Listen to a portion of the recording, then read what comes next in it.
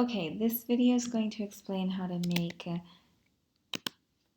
a visual that visualizes subnational differences. So just type in EPDC or go to Google and look it up. And so this is Education Policy and Data Center at FHI, and they actually offer through their database the opportunity to visualize subnational differences in education attainment and access.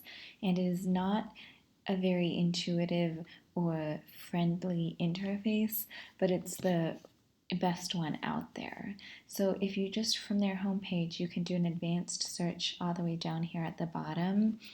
It is not easy. So I'll just click you through it.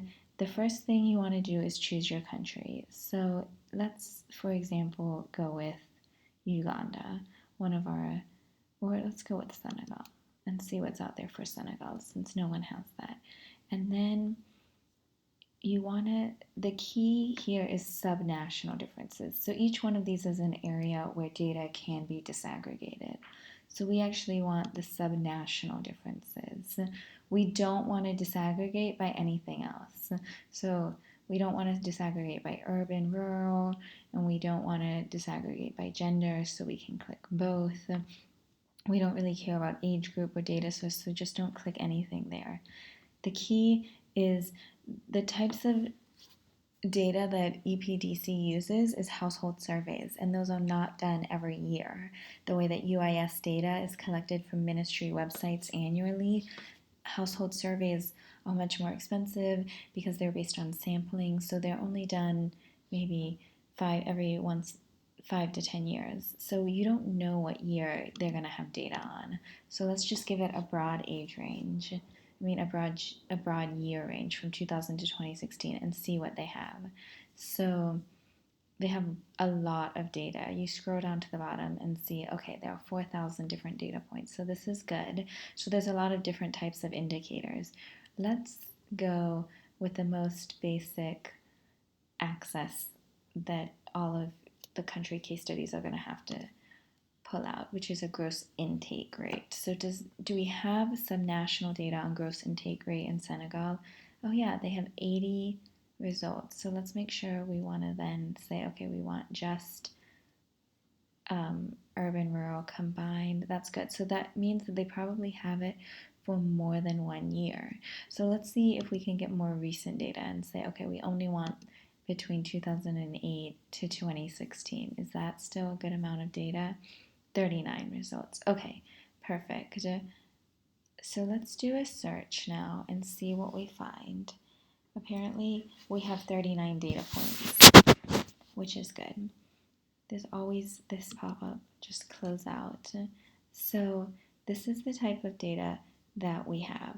So these are the subnational regions, and it's showing that there's data for 2009 and 2010 on all of the subnational regions, which is great. So then what I like about this is that it allows you to visualize. So scroll down and click on map and then say done. And then the only indicator that we selected is gross intake rate. Great, that's what we want. And so then to visualize, you actually have to drag this over into the graph configuration. And then everything else we didn't make options for. We just, it's asking if we care about the age. And so some of them don't have ages. So we're just not going to use that dimension in the chart. And then we're going to need to choose a year. So there was data for 2009 and 2010. So let's go with just 2010 data so that we only have one value per region. And so now we just click visualize.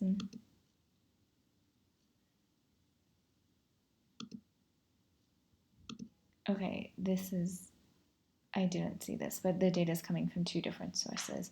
So don't use that dimension. Click through. And it should bring up a graph. that maps out the country of Senegal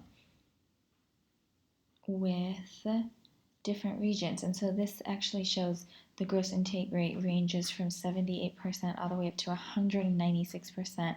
So down here in Sédhiou, the gross intake rate is 196%, which we know is much higher. So that's suggesting a lot of overage children are entering school. But you can map this and actually embed it then in a file or save it. Let's save the image that we've created. And there you go. We'll open that up and you can, okay, never mind. Let's try again. Well, at this point, just in case, I'm going to just take a screenshot, which you can do. And you can use that in your own files, or you can go back and view the data if you want, and then you can export it and use another mapping software if that's something that you enjoy doing or want to do.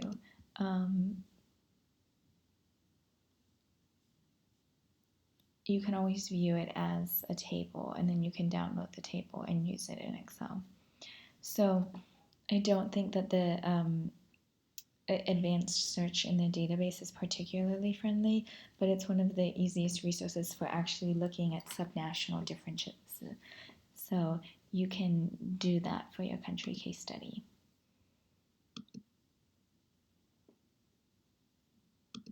And I'm going to stop.